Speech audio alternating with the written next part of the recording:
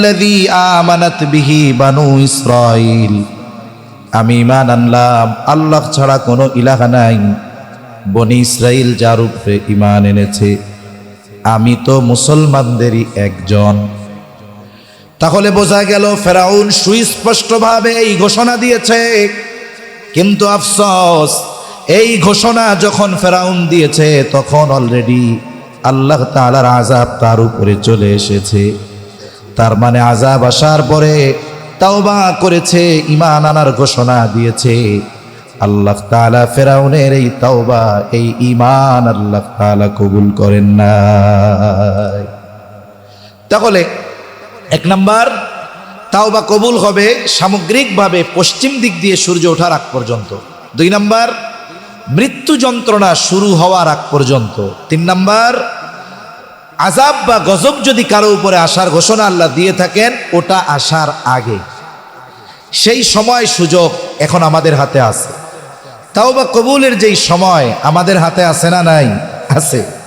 কিন্তু আমরা তাওবার ব্যাপারে উদাসীন, অথচ আল্লাহ তাআলা তাওবার দরজা খুলে রাখছে। দেখুন, আমরা মাতা পিতার মিশ্রিত তুচ্ছ পানি থেকে আল্লাহ তাআলা আমাদের সৃষ্টি করেছেন, যেটা থেকে মূল তো মাটি। এরপরের বিষয়টা বলতেছি আর কি। আল্লাহ তাআলা যেই বিষয়টা থেকে আমাদের সৃষ্টি করলেন ওটা যদি আমার আপনার গায়ে লেগে থাকে, আমি আপনি ঘৃণা করি, অথচ ওই জিনিস থেকে আল্লাহ আমাদের বানিয়েছেন, ওই জিনিস থেকে আল্লাহ আমাদেরকে সৃষ্টি করেছেন। আমার আপনার মতো এই তুচ্ছ পানি দিয়ে তৈরি সৃষ্টি একটা মানুষ যদি জাহান্নামে চলে যায়, আল্লাহর কোনো ক্ষতি আছে? আমাকে আপনাকে যদি আল্লাহ জান্নাত দিয়ে দেয়, আল্লাহর কোনো লাভ আছে? লাভও নাই, ক্ষতিও নাই। এরপরেও দেখুন আল্লাহ তাআলা চায় যে তার প্রত্যেকটা বান্দা তার দিকে ফিরে আসুক। সুবহানাল্লাহ, কেমন চায়? আমি আপনি যদি পাপ ছেড়ে, অন্যায় ছেড়ে, গুনাহ ছেড়ে আল্লাহর পথে ফিরে আসি, তাওবার মাধ্যমে আল্লাহর দিকে ফিরে যাই, আল্লাহ কেমন খুশি হয়। নবীজি সাল্লাল্লাহু আলাইহি ওয়াসাল্লাম উপমা দিচ্ছেন, এক ব্যক্তি সফর শুরু করেছে, উট বোঝাই তার রসদ সামান সব উটের মধ্যে বাঁধা।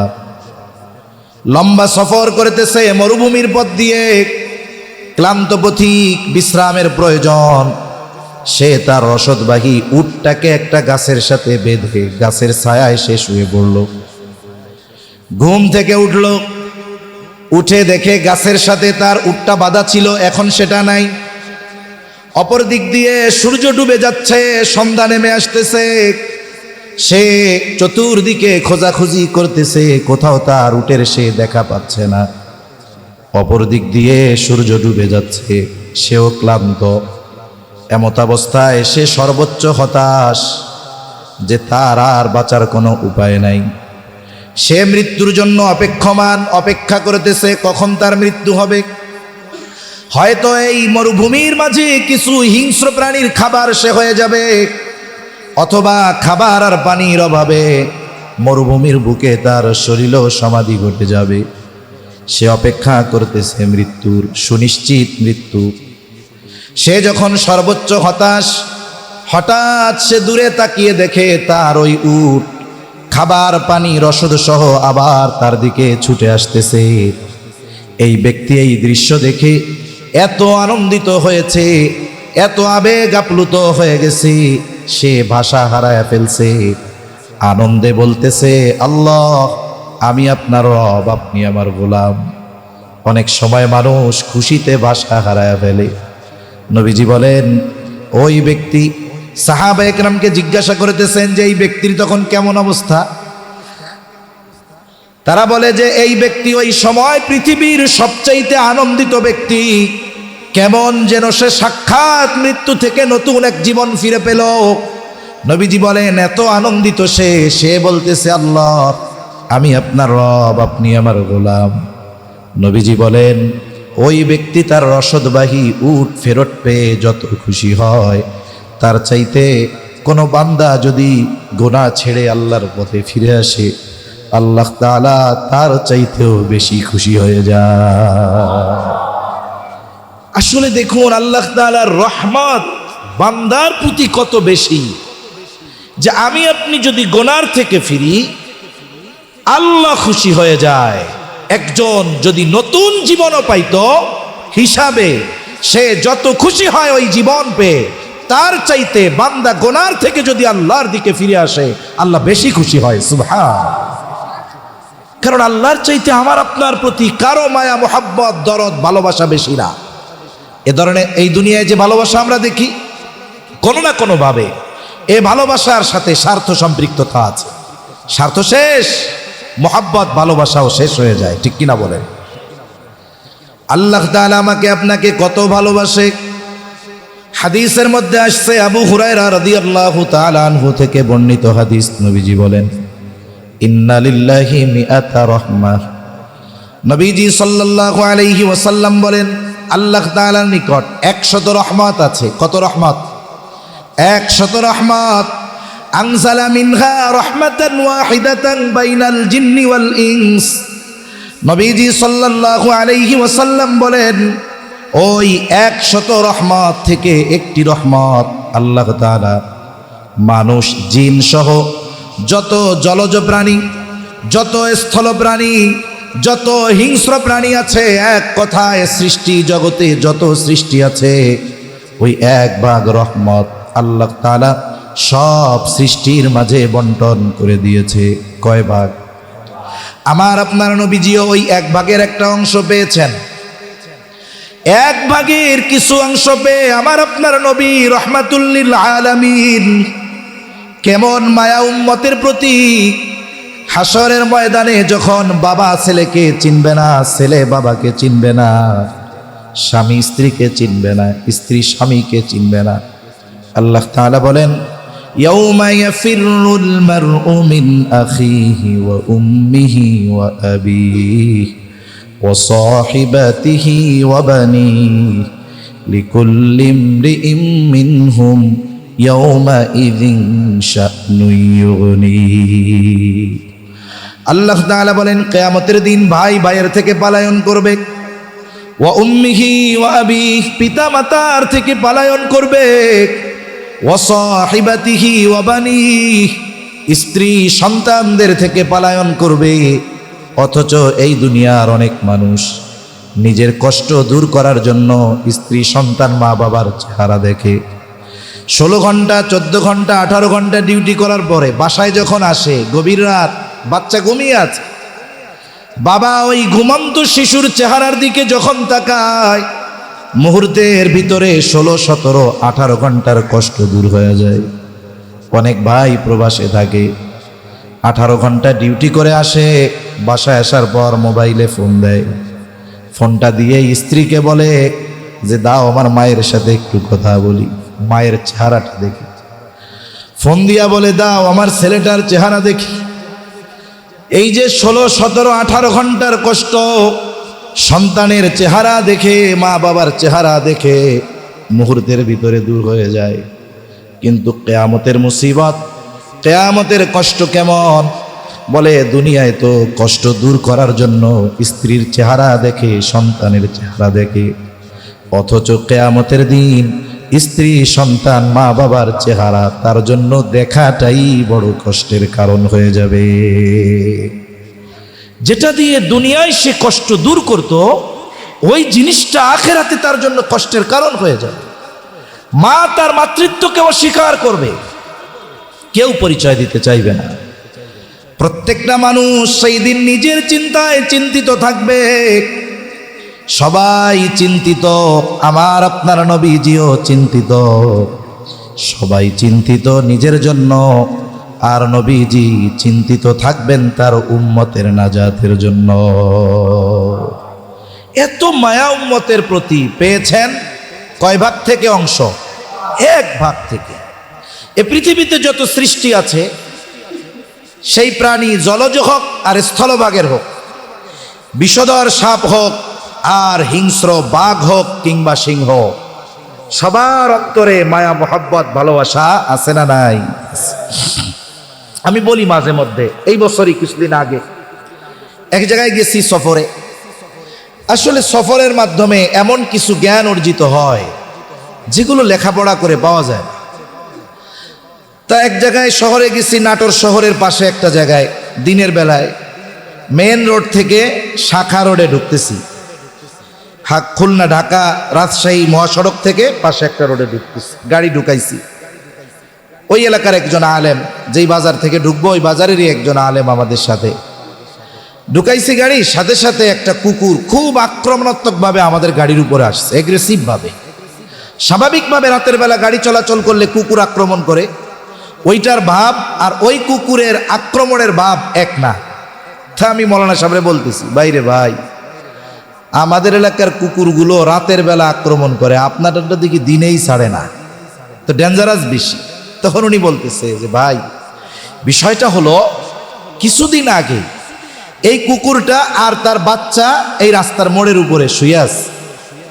একটা ট্রাক ঢুকেছে, ট্রাকওয়ালা ট্রান নিছে, তার চাকার তলে কি আছে সে তো আর দেখতে পারে না, সে তো মোটামুটি 1.5 তলার উপরে থাকে। যখন ট্রান নিছে, তার চাকায় পিষ্ট হয়ে ওই কুকুরের 2টা বাচ্চা সম্ভবত মারা গেছে। কুকুরটা সরে গেছে কিন্তু বাচ্চারা সরতে পারে না।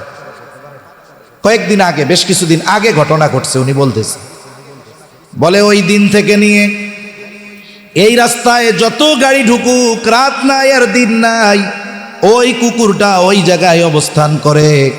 যখন কেন গাড়ি ঢুকতে যায় সে তেড়ে আসে।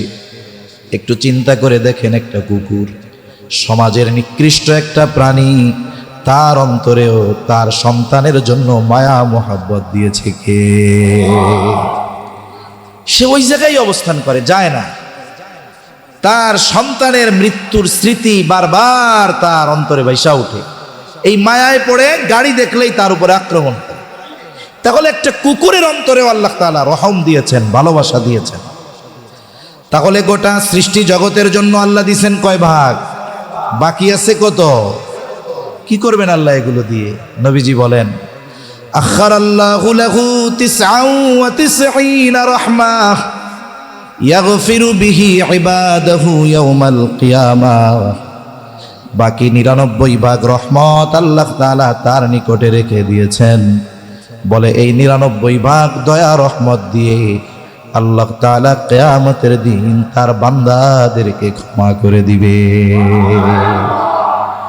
আল্লাহর আমাদের প্রতি যে দয়া, এটা নির্ণয় করার কোনো পদ্ধতি আমাদের নেই।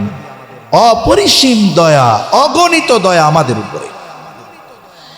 এজন্য ওই দয়াময় তার ক্ষমার দরজা আমাদের জন্য খুলে রেখেছেন।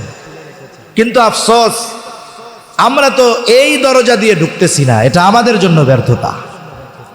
এজন্য দেখুন, একটা পাপী যত পাপ করুক না কেন, আল্লাহ তাআলা সেই পাপ ক্ষমা করতে পারে। কোনো ব্যক্তি যদি এ কথা মনে করে যে আমার এত পাপ, আল্লাহ তাআলা হয়তো মাফ করবে না, নাউজুবিল্লাহ, তাহলে ওই ব্যক্তি আল্লাহ তাআলাকে ক্ষমার ব্যাপারে অক্ষম মনে করে। আল্লাহ তাআলার ব্যাপারে বান্দার ধারণা যেমন, ওই যুনুবা জামিআ ইন্নাহু হুয়াল গফুরুর রহিম। আল্লাহ তাআলা বলেন, হে আমার বান্দা, পাপীদের উদ্দেশ্য করে আল্লাহ বলতেছেন, হে আমার বান্দা। পাপীরে ডাক দেন নাই হে পাপী, আল্লাহ বলেন নাই। যে পাপী তাকে বলতেছে হে আমার বান্দা।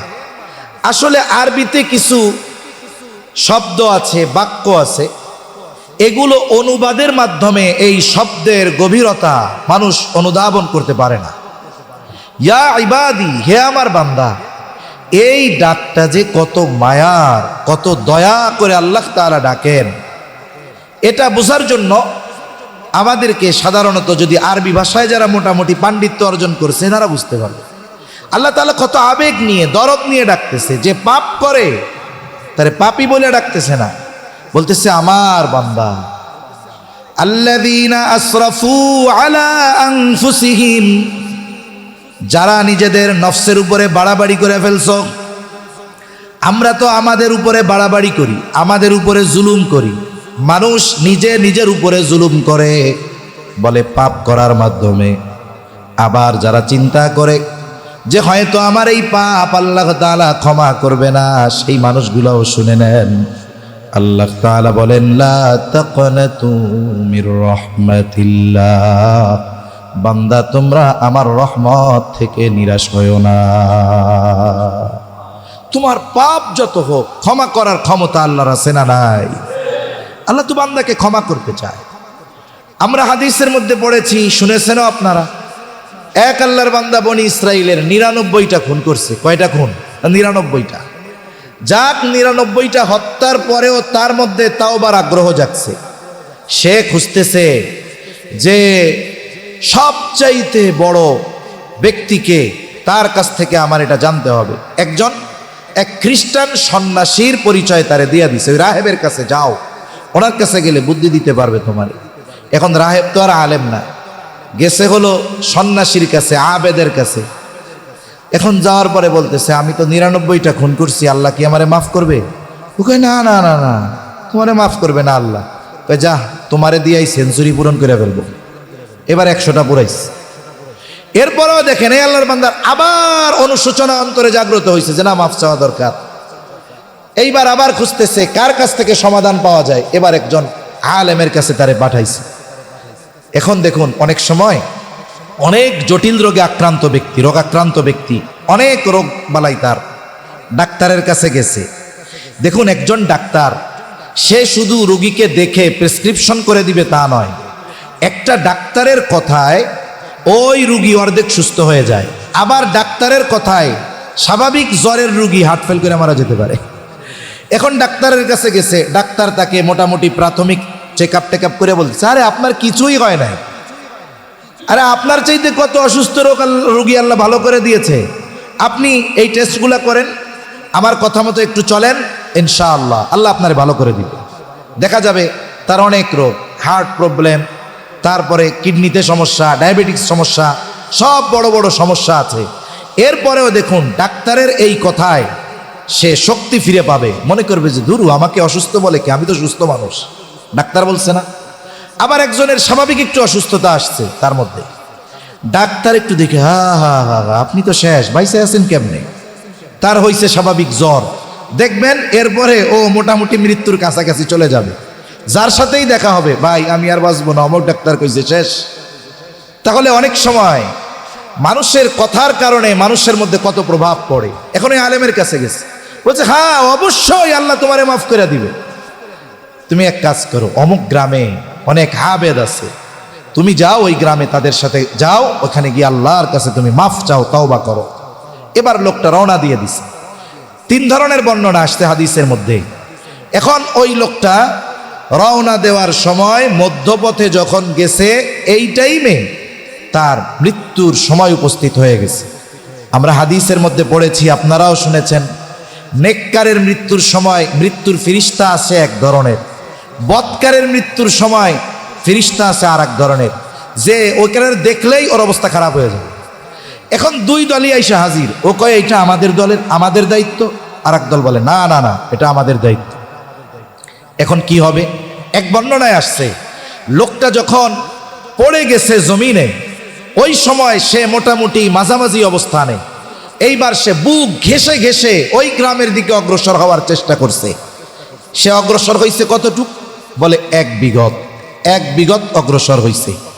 এই কারণে রহমতের ফিরিস্তারা তার জান কবজ করছে।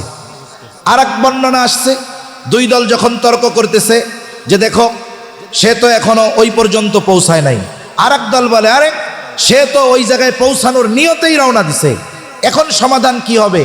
বলে তাহলে মাপো তার শুরুর অবস্থান থেকে সে যেখানে যাবে কোনটার দূরত্ব বেশি। যদি তার বাড়ির দূরত্ব বেশি হয়, মানে নেককারদের বান্দাদের গ্রাম যদি কাছে হয়, তাইলে রহমতের ফিরিস্তারা তার জান কবজ করবে। আর যদি নেককারদের গ্রাম যদি তার থেকে দূরে হয়, তাহলে আযাবের ফিরিস্তারা কবজ করবে। এবার মাপামাপি শুরু হয়েছে। হাদিসের মধ্যে আসছে, ওই বান্দা তো বেশি দূর যাইতে পারে নাই, কিন্তু আল্লাহ তাআলা ওই যে বাড়ি থেকে যেই পর্যন্ত পৌঁছাইছে ওই জায়গাটাকে লম্বা বানায়া দিছে। এখন হিসাব কি হলো? সে নেককারদের গ্রামের কাছাকাছি, আর ওই ব্যক্তিকে আল্লাহ মাফ করে নেককারদের অন্তর্ভুক্ত করে দিয়েছে। সুবহান আল্লাহ, কত পদ্ধতিতে ক্ষমা করতে পারে বান্দাকে, শুধু ইচ্ছা আমাদের নাই। কত বড় বড় জালেমকে আল্লাহ তাআলা মাফ করে দিয়েছে।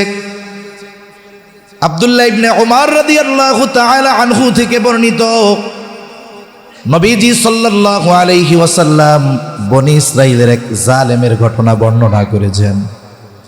এই জালেমের নাম ছিল কিফিল। নবীজি বলেন, এই কিফিল এমন কোনো পাপ নাই কিফিল করে নাই। রাসূলুল্লাহ সাল্লাল্লাহু আলাইহি ওয়াসাল্লাম এই জালেম কিফিলের ঘটনা একজন দুইজন দুইবার নয়, বারবার নবীজি বর্ণনা করেছেন।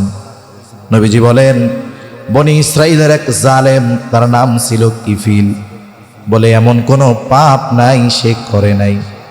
সব পাপে অভ্যস্ত ব্যক্তি। ওই ব্যক্তির পাপগুলার মধ্যে একটা পাপ ছিল, অপকর্ম ছিল, সে মানুষকে সুদের উপরে টাকা দিত। সুদখোর আছে না নাই? আছে। আহা, আফসোস লাগে। সুদ কবিরা গুনাহ, হারাম। কিন্তু পৃথিবীর সব কবিরা গুনাহ একদিকে, সুদ কবিরা গুনাহ আর একদিকে। পৃথিবীর অনেক হারাম আছে, কারণে এটা জায়েজ হতে পারে। যেমন দেখুন, এক ব্যক্তি বিবাহ করেছে, ওই বিবাহ করছে যাকে, তার একটা ছোট বোন আছে, মানে শালি কয় যারে আর কি, ছোট বোন। বলেন তো, এই বড় বোন তার বিবাহ বন্ধনে আবদ্ধ থাকা পর্যন্ত সে তার শালিকে বিবাহ করতে পারবে? পারবে না, এটা তার জন্য হারাম। বড় বোন মারা গেছে, এখন তার জন্য কি হয়েছে? এটা হালাল হয়ে গেছে। আবার দেখুন, কোন ব্যক্তি এমন রোগে রোগাক্রান্ত হয়েছে, এমন রোগ হয়েছে তার, বিজ্ঞ দিনদার ডাক্তার বলেছেন এনাকে যদি বাঁচাতে হয় তাহলে দৈনিক 100 গ্রাম খিনজিরের গোশত খাওয়াতে হবে, শুকরের গোশত খাওয়াতে হবে। তারপরে ওনাকে দৈনিক 100 ml করে মদ পান করাতে হবে। সারা পৃথিবীর উলামায়ে কেরাম একমত, তার জান বাঁচানোর জন্য ওষুধ হিসাবে এটা খাওয়ানো তাকে জায়েজ। আবার দেখুন, আল্লাহ তাআলা কোরআনে এই সুযোগ দিয়ে দিয়েছেন।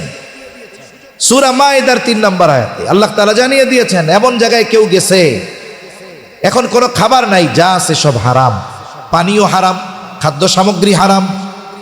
এখন এই ব্যক্তি জীবন বাঁচানোর তাগিদে যতটুকু নেওয়া প্রয়োজন, এই প্রয়োজন মোতাবেক যতটুকু দরকার সে যদি গ্রহণ করে, এটা তার জন্য অন্যায় নয়।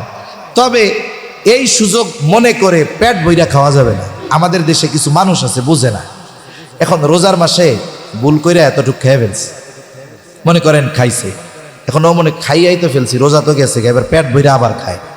এটা কি করা যাবে নাকি? এটা তো করা যাবে না। আপনি ভুল করে খাইছেন, আপনি ওইখানে স্টপ যান, কিন্তু কি করে মনে করে রোজা যেহেতু নাই আরো খাই। বলে আগে যদি জানার আগে 3 ডিশও খাইতেন রোজা ভাঙতো না, কিন্তু যখন আপনার হুশ হয়েছে আমি তো রোজা, তখন যদি 1 লোকমা নয় অল্প একটু গালে দেন, রোজা আর থাকবে না। এজন্য বিপদে খাবার যে না পেলে মারা যাইতেছে, পানির অভাবে মারা যাচ্ছে, এই সময় যতটুকু গ্রহণ করা তার জন্য জরুরি, এতটুকু গ্রহণ করা জায়েজ, হালাল না। কি বলেন? জায়েজ তার জন্য। কিন্তু কোন রোগ হলে ডাক্তার প্রেসক্রিপশনের মধ্যে সুন্দরভাবে লিখবে এই লোকটার যে রোগ, এনারে তো বাঁচানোর কোনো উপায় নাই, একটাই উপায় আছে, ওনারে সুদ খাওয়াইতে হবে, এরকম কোনো রোগ দুনিয়ায় হওয়ার সম্ভাবনা আছে? তাহলে বোঝা গেল সুদ হলো এমন এক পাপ, এমন এক হারাম, এটা কিয়ামত পর্যন্ত কোনো সময় বৈধ হওয়ার সুযোগ নাই। এজন্য দেখুন, আমরা মনে করি সুদ মনে হয় শুধু ব্যাংকে, তা নয়। আপনারা তো শহরে থাকেন, অনেকে গ্রামের মানুষ আছেন, এগুলো জানবেন। শহরে গ্রামে অনেক মানুষ আছে ব্যাংক থেকে লোন নিবে না, ব্যাংকের থেকে সুদের লোন নেওয়া অনেক ঝামেলা। এখনো কি করে? ঘরোয়া ব্যাংক থেকে লোন নেয়। এই ঘরোয়া ব্যাংক এরা টাকা কোত্থেকে পায়? ব্যাংকের থেকে, ফর এক্সাম্পল, ব্যাংকের থেকে সে 10 লক্ষ টাকা উঠাইলো, ধরেন 10% সুদে, আর বাড়ি আইনা ওই টাকাটা পাবলিকের কাছে দেয় 20% সুদে। মধ্যে থেকে ওর পুঁজি নাই, ও খালি সুদে কারবারি করে, ব্যাংকও 10% পায়, ও 10% পায়। আবার এইটাকে বলে যে এটা এক ধরনের ব্যবসা। বলেন তো, সুদ কি ব্যবসা? আল্লাহ তাআলা সুস্পষ্টভাবে বলেছেন, ওয়া আহাল্লাল্লাহুল বাইআ ওয়া হাররামার রিবা। আল্লাহ ব্যবসাকে হালাল করেছেন, সুদকে হারাম করেছেন। আর যারা সুদকে ব্যবসা বলে চালিয়ে দিতে চায়, আসলে এরা সুস্থ মস্তিষ্কের লোক হতে পারে না।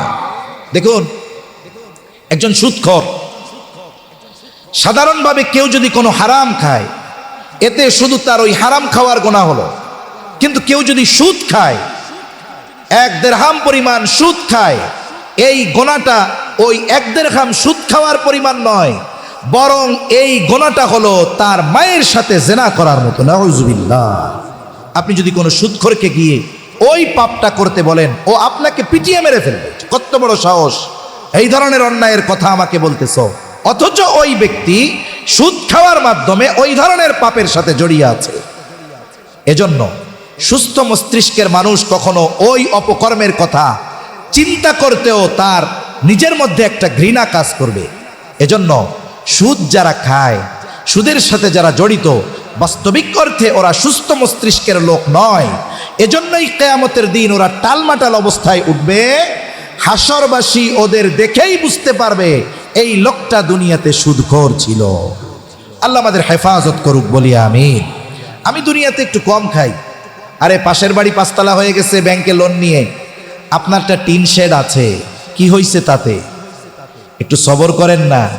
কেন 5 তলার দিকে যাব? হারামের সাথে কেন জড়াবো? এ দুনিয়া কয়দিনের, চোখ বন্ধ হলেই তো শেষ, ঠিক কিনা বলেন? আল্লাহ সুদ থেকে আমাদের বেঁচে থাকার তৌফিক দান করেন। জালেম কিফিল মানুষকে সুদের উপরে টাকা দিত। একজন মহিলা আসছে, কিফিল আমারে কিছু টাকা কর্জ দাও, আমাকে কিছু টাকা ধার দাও। যারা সুদি লেনদেনে অভ্যস্ত, এরা কোনো সময় মানুষের বিপদে তাদের দিল নরম হয় না। সুদখোরের অন্তরকে আল্লাহ কঠোর বানিয়ে দেয়। সুদখোরের ভাষার মিষ্টতা আল্লাহ তাআলা কেড়ে নেয়। সুদখোরের চেহারা চামড়া যত সুন্দর হোক না কেন, আল্লাহ তাআলা এই চেহারার থেকে সৌন্দর্য কেড়ে নিয়ে যায়। চেহারার মধ্যে রুক্ষতা থাকে, ভাষায় যেমন কর্কশতা, চেহারার মধ্যেও অনুরূপ কর্কশতা থাকে। কিন্তু সমাজে অনেক মানুষ আছে, দেখবেন অনেক কালো, চামড়াটা কালো, কিন্তু দিনদার মানুষ, মুত্তাকি মানুষ, ওই কালো চেহারার মধ্যে কেমন যেন ঈমানি নূর চমকাতে থাকে।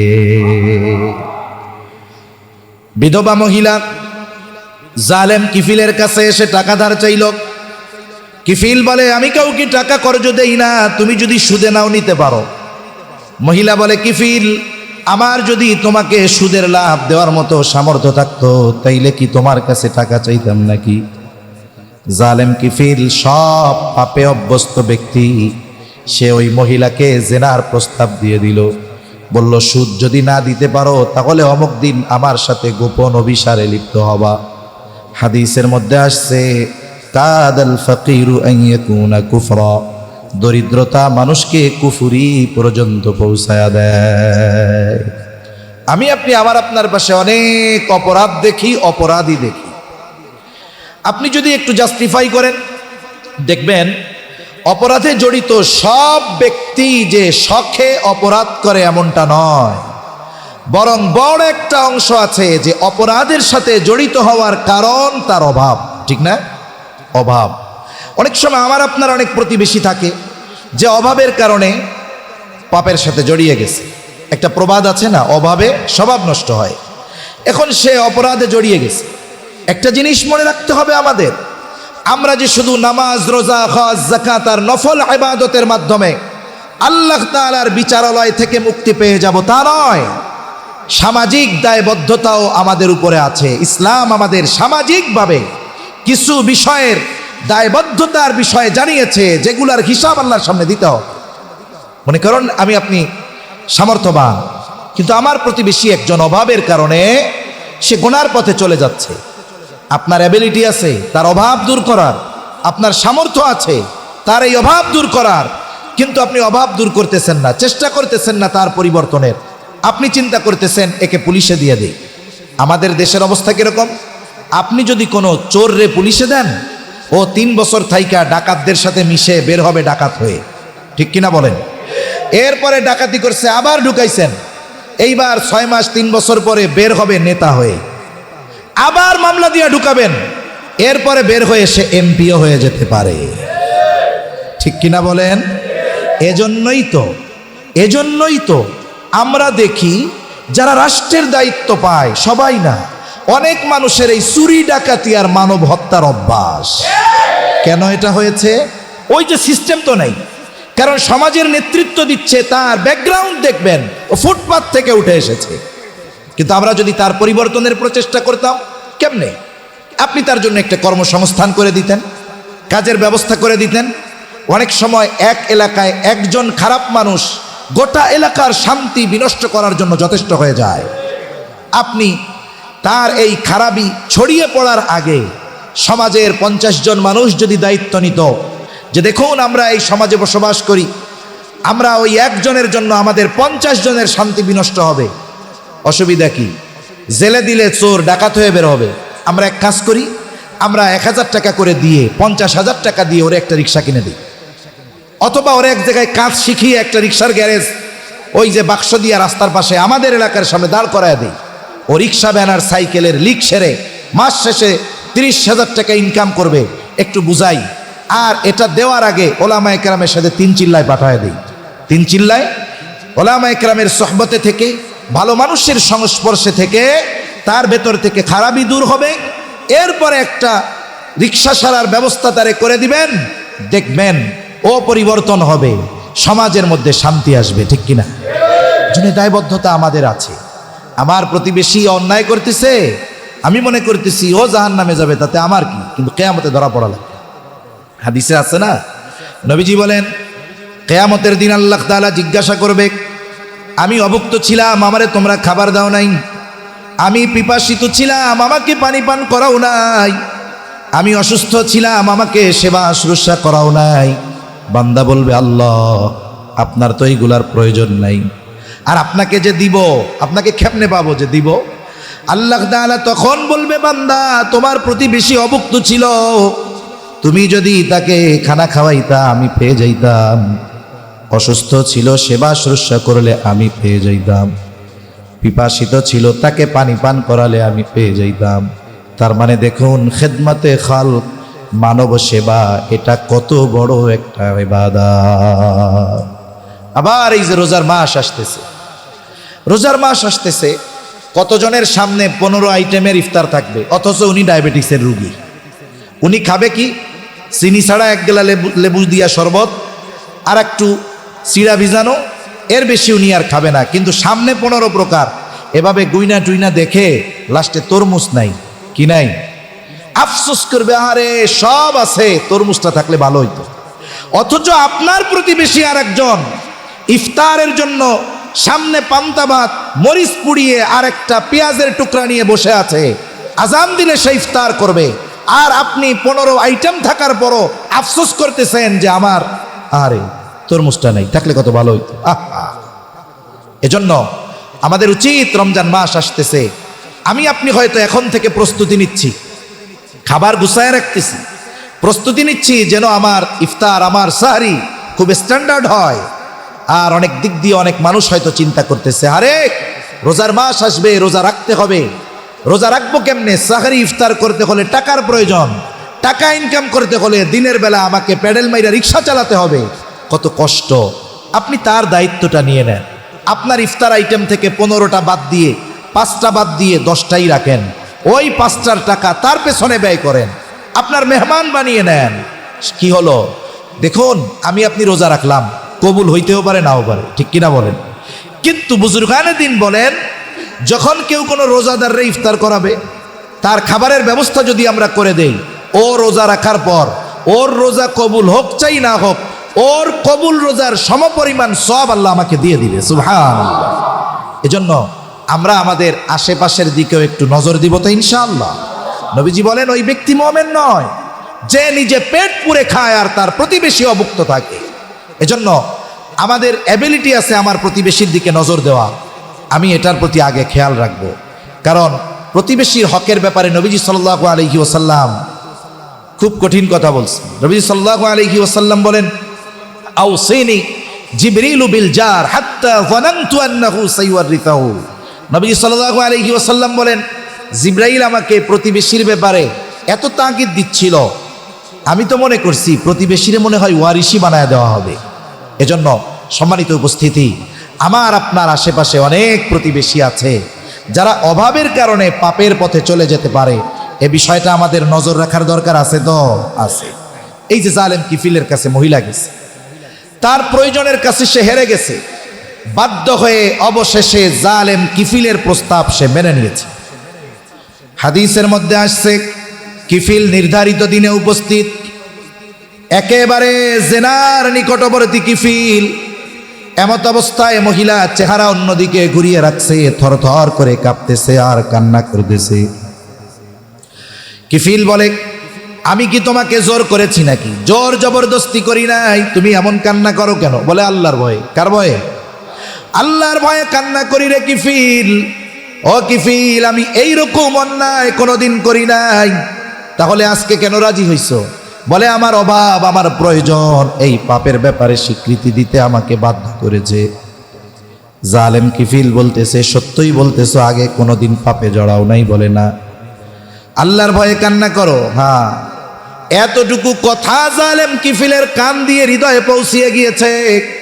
মনে রাখবেন, হাজারো কথা আমরা শুনি, কান দিয়ে শুনি, বের হয়ে যায়, যেই কথা হৃদয় পর্যন্ত পৌঁছায় না, ওই কথা অধিকাংশ সময় আমাদের জীবন পরিবর্তনের কারণ হতে পারে না।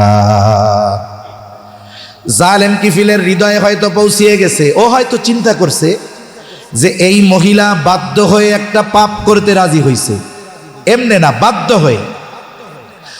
আর আমি তো এমন কোনো পাপ নাই, করি নাই, আমি তো বাধ্য হয়ে নয়, আমি তো স্বইচ্ছায় সজ্ঞানে পাপ করতেছি। তার যদি এমন চিন্তা হয় আমার অবস্থা কেমন?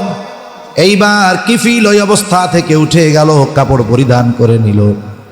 মহিলাকে বলতেছে, মহিলা 60 দিরহাম তারে কর্জ দিয়েছিল, বলে, যাও, এই 60 দিরহাম তোমাকে আমি সাদকা করে দিলাম, মাফ করে দিলাম। আর শোনো, আল্লাহর শপথ, আমি আর কোনোদিন আল্লাহ তাআলার সাথে নাফরমানি করব না। একেবারে খালেস ভাবে তাওবা করছে। জালেম কিফিল বাড়িতে চলে যায়। ঘটনাক্রমে ওই রাত কিফিলের জীবনের শেষ রাত, কিফিল মারা গেল। কিফিলের তাওবার খবর কেউ জানে না, যিনি জানেন তিনি কে? মানুষেরা আনন্দ করতেছে, কিফিল মরছে, জালেম মরছে, ভালো হয়েছে। জালেম মরলে মানুষ খুশি হয় কি হয় না? কত খুশি হয়। মাঝে মধ্যে মোবাইলে জালেম মৃত্যুর খবর আমরা দেখি। মোটরসাইকেল অ্যাক্সিডেন্ট করছে, একেবারে গোটা ফেস, চেহারা থেতলে গেছে, চেনাই যায় না। পাশে আর একটা ছবি দিছে তার, একেবারে সুদর্শন যুবক, 21, 22, 23 বছর বয়স, এইরকম একটা যুবক হোন্ডা অ্যাক্সিডেন্টে মারা গেছে। বলেন তো এর মা বাবার কষ্ট কত, তাই না? বাবার কাঁধে এই পৃথিবীতে সবচাইতে বেশি ভার হলো সন্তানের লাশ। নিকট অতীতে এটা অনেক অভিভাবক উপলব্ধি করতে পেরেছে। এরপরে ফেসবুকের মধ্যে ঢুকি, একটু চিন্তা করি, দেখি এই ছেলেটা কি, পরিচয় টরিচয় জানা যায় কিনা। একজন মানুষের মৃত্যুর সংবাদে তো ইন্নালিল্লাহ বলা দরকার, কিন্তু ঢুকে দেখি সব লেখা আলহামদুলিল্লাহ। কি ব্যাপার, এত আলহামদুলিল্লাহ কেন? কোনো মিস হইতেছে? কতজন আবার লেখে আরো আগে মরলে ভালো হইত। আমি চিন্তা করি, কেমন এক জীবন যে একজন মানুষের মৃত্যুতে মানুষ শুকরিয়া আদায় করে। আহা, যেন কবি কত সুন্দর কথা বলে, তুমি যেদিন এসেছিলে ববে, কেঁদেছিলে তুমি, হেসেছিল সবে, এমন জীবন তুমি করিও গঠন, মরণে হাসিবে তুমি, কাঁদিবে ভুবন। আল্লাহ আমাদের এমন জীবন গঠনের তৌফিক দান করেন, বলি আমিন। যেন আমার শত্রু, যে আমাকে পছন্দ করে না, আমার মৃত্যুতেও যেন সেও আফসোস করে, যে লোকটা ভালো ছিল। এরকম জীবন আমরা গঠন করার চেষ্টা করব, আল্লাহ তৌফিক দান করেন। জালেম কিফিলের মৃত্যুতে সবাই আনন্দিত, জালেম মরেছে, ভালো হয়েছে। কিন্তু আল্লাহ তাআলা কিফিলের রাতের তাওবা কবুল করেছে। কুদরতি ভাবে কিফিলের ঘরের দরজার উপরে আল্লাহ তাআলা লিখে দিয়েছেন, ইন্নাল্লাহা কদ গফারা লিল কিফ, তোমরা কিফিল রে জালেম বলিও না, জালেম বলিও না। আল্লাহ তাআলা কিফিলকে ক্ষমা করে দিয়েছে। আর কিফিল এখন আর সাধারণ বান্দা নাই, যেহেতু ক্ষমা পাওয়া গেছে, আল্লাহর প্রিয় বান্দাদের অন্তর্ভুক্ত হয়ে গেছে। তার মানে একজন মানুষ যত খারাপ হোক, তাওবার মাধ্যমে সে আল্লাহর সবচাইতে প্রিয় বান্দা হয়ে যেতে পারে, ঠিক কিনা বলেন? সেই সুযোগ আমাদের সামনে আছে না নাই? হায়াতও আছে, সময়ও আছে, সুস্থতাও আছে, তাওবা কবুলের সময় আমাদের হাতে আছে। এখন কি শর্তগুলো বলে আমি আলোচনা শেষ করে দিব ইনশাআল্লাহ। 4টি শর্ত যদি বান্দার হক সম্পৃক্ত থাকে, আর যদি বান্দার হক না থাকে তাহলে ইমাম নববী রহমাতুল্লাহি আলাইহি বলেন তাওবা কবুলের 1 নম্বর শর্ত হলো যেই গুনাহ সে করত ওটা থেকে ফিরে আসা, মানে ওই গুনাহ পরিত্যাগ করা, বাদ দেওয়া। 2 নম্বর ওই গুনাহ ভবিষ্যতে না করার ব্যাপারে দৃঢ় প্রতিজ্ঞাবদ্ধ হওয়া। 3 নম্বর বলে যেই গুনাহ তার দ্বারা হয়েছে ওটার জন্য অনুতপ্ত হওয়া, আল্লাহর কাছে ক্ষমা চাওয়া। যদি বান্দার হক সম্পৃক্ত না থাকে এই 3টি শর্ত ঠিক রেখে যদি কেউ আল্লাহ তাআলার দিকে ফিরে যায় তাহলে আল্লাহ তাআলা তাকে মাফ করে দিবে, সুবহানাল্লাহ। আর যদি বান্দার হক সম্পৃক্ত থাকে তাহলে বান্দার হক আদায় করতে হবে, কারণ বান্দার হক হাদিসের মধ্যে আসছে নবীজি সাল্লাল্লাহু আলাইহি ওয়াসাল্লাম বলেন কিয়ামতের দিন মুফলেস কে হবে? সাহাবায়ে কেরামকে জিজ্ঞাসা করতেছে তোমরা কি জানো কিয়ামতে সবচাইতে নিঃস্ব কে হবে? সাহাবায়ে কেরাম বললেন আল্লাহ এবং তার রাসূল ভালো জানে। নবীজি বললেন ওই ব্যক্তি হবে কিয়ামতে নিঃস্ব যার ইবাদতের কোনো অভাব নাই, নামাজ রোজা হজ যাকাত সব আছে, কিন্তু সমস্যা একটা, বাড়িটা করছিল আরেকজনের জমি দখল দিয়া। আছে না এরকম আল্লাহর বান্দা? বাড়ি অন্য জায়গায় আছে, পূর্বাচলে প্লট কিনছে, সব মানুষেরটা দখল দিয়া। এরকম আল্লাহর বান্দা আছে না? এই ধরনের মানুষ বুড়াকালে মাসে মাসে কি 3 মাস পর পর 2 মাস পর পর ওমরায় যায় আর হজে যায়। চিন্তা করে নবীজি সাল্লাল্লাহু আলাইহি ওয়াসাল্লাম বলছে হজ যদি একবার কইরা আসতে পারি তাহলে তো আল্লাহ মাফি করে দিল। আমি একবারে রাজা ইয়াউমি ওয়ালাদাতহু উম্মু, ওই ব্যক্তি ফিরে আসলো কেমন যেন সদ্য ভূমিষ্ঠ শিশুর ন্যায় নিষ্পাপ হয়ে।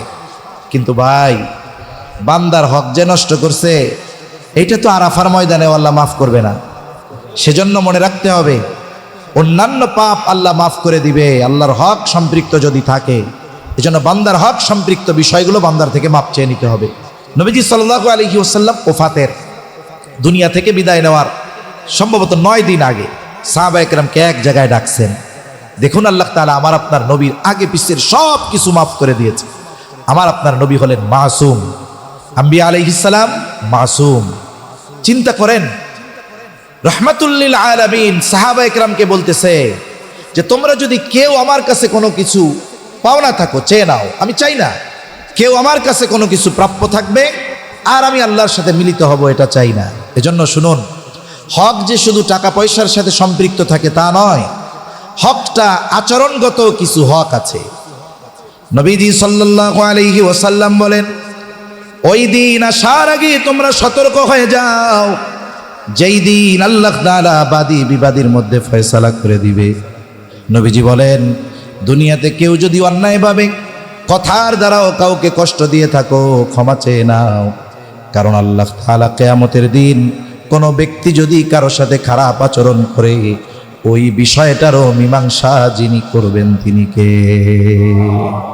এজন্য যারা আমাদের কাছে ভালো ব্যবহার প্রাপ্য হক এটা তাদের, আমরা তাদের সাথে তাহলে তাওবা কবুল হবে 4 শর্তের আলোকে যদি বান্দার হক সম্পৃক্ত থাকে, অন্যথায় বান্দার হক আল্লাহ মাফ করবে না।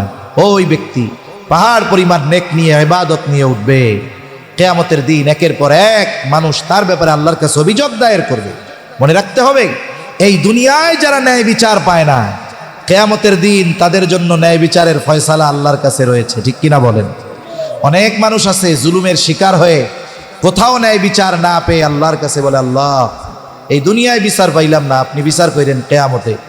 এই কথাটার ওজন যদি দুনিয়ার মানুষ বুঝতো, আল্লাহর কসম কোন ব্যক্তি মানুষের হক নষ্ট করতো না। মাজলুমের বদদুয়া আল্লাহ ফিরিয়ে দেন না, তার মাঝে আর আল্লাহর মাঝে পর্দা নাই, সরাসরি দোয়া কবুল হয়ে যায়। এখন একের পর এক অভিযোগ দায়ের করবে, হায় হায় সে নেকি দিয়ে হক আদায় করবে কিয়ামতের দিন। নেকি শেষ, কিন্তু এখনো তো আরো মানুষ বাকি আছে। এবার ওই মানুষগুলোর গোনা তাকে নিতে হবে। যেই ব্যক্তির পাহাড় পরিমাণ নেক ছিল, শুধুমাত্র বান্দার হক নষ্ট করার কারণে নেকিও গেল, অন্যের গোনা নিয়ে ঋণ পরিশোধ করা লাগলো। এজন্য দুনিয়াতে একটু কম খাবো, মানুষকে দেওয়ার সময় একটু বেশি দিয়ে দিব। আশা করা যায় এতটুকু ত্যাগ যদি আমি স্বীকার করতে পারি, আল্লাহ তাআলা আখিরাতে আমাকে অনেক বেশি দিবেন ইনশাআল্লাহ। আর তাওবা ইস্তেগফারে অভ্যস্ত হব। রাসূল সাল্লাল্লাহু আলাইহি ওয়াসাল্লাম বলেন, আল্লাহে, আল্লাহর শপথ, ইন্নী লা আস্তাগফিরুল্লাহ ওয়া আতুবু ইলাইহি ফিল ইয়াউমি মিআতা মাররা, আমি দৈনিক 100 বার আল্লাহর জন্য তওবা ইস্তেগফার পাঠ করি, আল্লাহর কাছে 100 বার তওবা ইস্তেগফার পাঠ করি। অথচ দেখুন নবীজি সাল্লাল্লাহু আলাইহি ওয়াসাল্লাম মাসুম, নবীজি নামাজ পড়তেন, যখন নবীজি নামাজ পড়তেন সব কিছু দীর্ঘ করতেন। আজকে রাত আমরা সব সময় কোয়ান্টিটির উপরে গুরুত্ব দেই বেশি, মানে পরিমাণ কত বেশি হলো। আমার মনে হয় কত নামাজি আজকে পাওয়া যাবে, আমার মনে হয়, আল্লাহ না করুক এই ধারণা যেন ভুল হয়, ও এশার নামাজও পড়বে না, ফজরও পড়বে না। কালকে 11টার সময় উঠায় এক দোস্ত আর এক দোস্তরে বলবে, দোস্ত তুমি কয়শো রাকাত পড়ছো? আছে না এরকম কিছু? ও বলবে, আরে ভাই আমার 198 রাকাত যখন চলতেছে ইমাম সাহেব আজান দিয়ে দিচ্ছে, 200 আর পুরাইতে পারি নাই। এই যে কোয়ান্টিটি, হ্যাঁ এই যে কোয়ান্টিটি, পরিমাণের উপরে আমরা নির্ভর করব না, আমরা কোয়ালিটি দেখব। এজন্য আজ রাতের ইবাদত আমরা যেটুকু করব, লম্বা তিলাওয়াত, লম্বা সেজদা, লম্বা রুকু করব তো ইনশাআল্লাহ। নবীজির সেজদা এত লম্বা হতো, আয়েশা সিদ্দিকা রাদিয়াল্লাহু তাআলা আনহা বলেন, আমরা মনে করতাম নবীজি মনে হয় সেজদার মধ্যেই আমাদের থেকে বিদায় নিয়েছেন। আমি চিমটি কাটতাম, উনি পা নড়াচড়া করতেন, আমি বুঝতে পারতাম নবীজি আমাদের মাঝে আছেন। জিজ্ঞাসা করা হতো, ইয়া রাসূলুল্লাহ সাল্লাল্লাহু আলাইহি ওয়াসাল্লাম, আল্লাহ আপনার আগে পরে সব মাফ করে দিয়েছে, আপনি এরপরেও এত কষ্ট করে ইবাদত করেন কেন?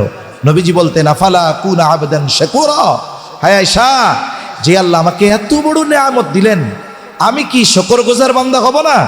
এজন্য আমরা আজ রাতে আবু বকর সিদ্দিক রাদিয়াল্লাহু তাআলা থেকে একটা বর্ণনা আছে, আবু দাউদের হাদিস, তাওবার নামাজ আদায় করব। কিসের নামাজ? তাওবার নামাজ। নবীজি বলেন, গুনাহ করলো, সেখান থেকে উঠে সে তাওবার নামাজ আদায় করলো, যথাযথভাবে আল্লাহর কাছে মাফ চাইলো, আল্লাহ তাআলা তার গুনাহগুলো মাফ করে দিবে। সুবহানাল্লাহ। এজন্য ওই 2 রাকাত নামাজ, তাওবার নামাজটা আমার জন্য জীবনের শ্রেষ্ঠ নামাজ হয়, আমার জন্য জীবনের সুন্দর নামাজ হয়। এভাবে 2 রাকাত নামাজ পড়া যাবে তো ইনশাআল্লাহ, আমিও পড়ব, আমরা সবাই পড়ার চেষ্টা করব। এই যে রুকু সেজদার মধ্যে তাসবিহগুলো পাঠ করি, ইমাম সাহেবের পেছনে তো ইমাম সাহেব যদি 9 বারের জায়গায় 11 বার পড়ে, মুসল্লিদের পিছন দিয়ে কাশির রোগ শুরু হয়ে যায়। আপনি আজকে বেশি বেশি পড়েন, সাথে সাথে আপনি এখানে দোয়া পড়েন, আস্তাগফিরুল্লাহাল আযীম ওয়া আতুবু ইলাইহি রব্বিগফিরলি ওয়ারহামনি ওয়া আনতা খায়রুর রাহিমিন। রুকু সেজদার মধ্যে পড়েন, সেজদার মধ্যে পড়েন, সেজদার তাসবিহগুলো পাঠ করবার পর। কারণ কি? সেজদার মাধ্যমে বান্দা আল্লাহর সবচাইতে নিকটে চলে যায়। আল্লাহ তাআলাও বলেন, ওয়াসজুদ ওয়াকতারিব, সেজদা করো আর নৈকট্য অর্জন করো।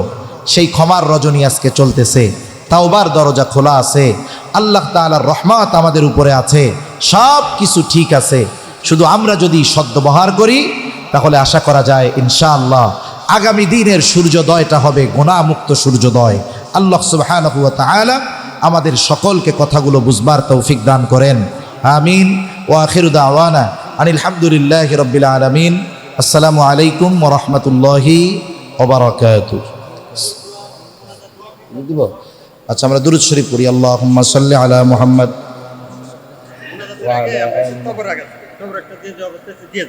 আচ্ছা দিয়ে দেন, ঠিক আছে। হ্যাঁ, আপনাদের জন্য